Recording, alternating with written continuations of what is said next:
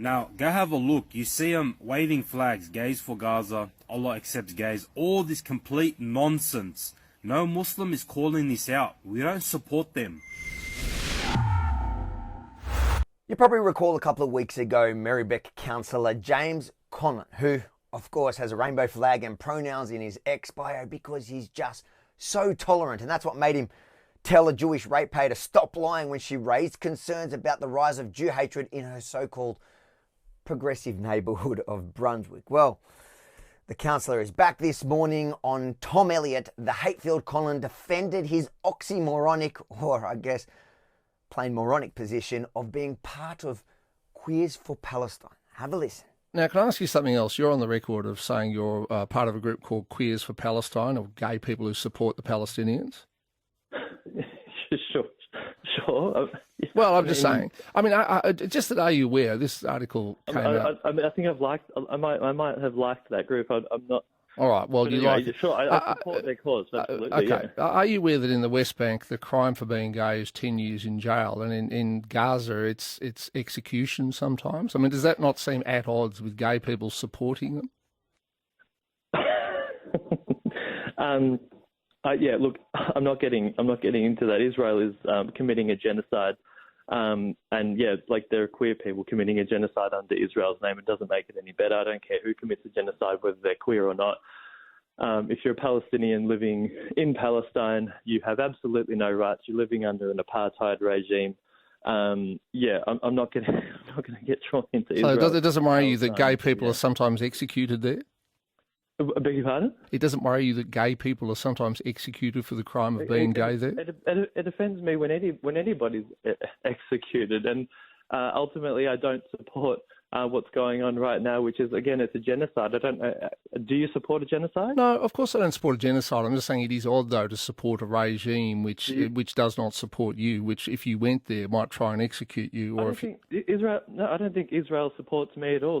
Excuse me. Israel's a very proud supporter of gay rights. It absolutely is. It has pride festivals. It's part of their pinkwashing program in order to continue their ongoing apartheid and genocide in Israel. It's a sort of it's pretty easy to see pinkwashing, and anyone with a brain can look through that propaganda and see that Israel is committing a genocide. I don't really know why that's so complicated.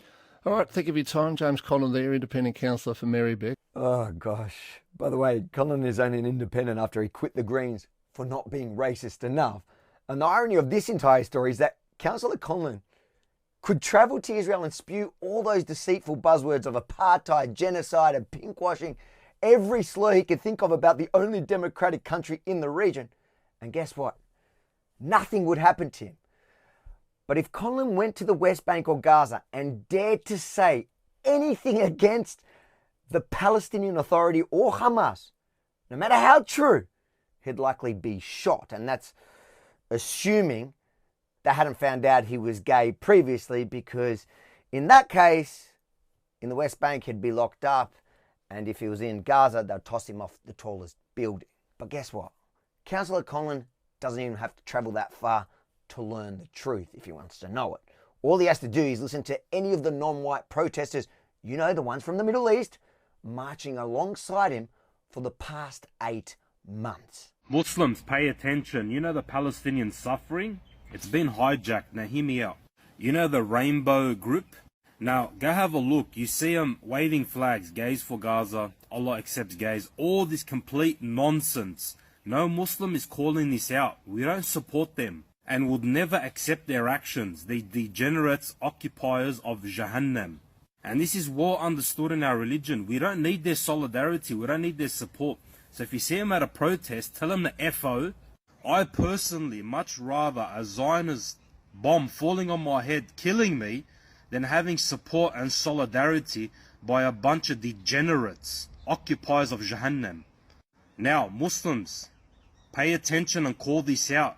It's a disease. You see it here in Australia with the Greens Party and the left hijacking the suffering for their own political agenda. And you see it in America and everywhere. It's a disease. Get it yet, councillor? You are their useful idiot, for now. And when they're done with us, the Jews, they're going to come for you too.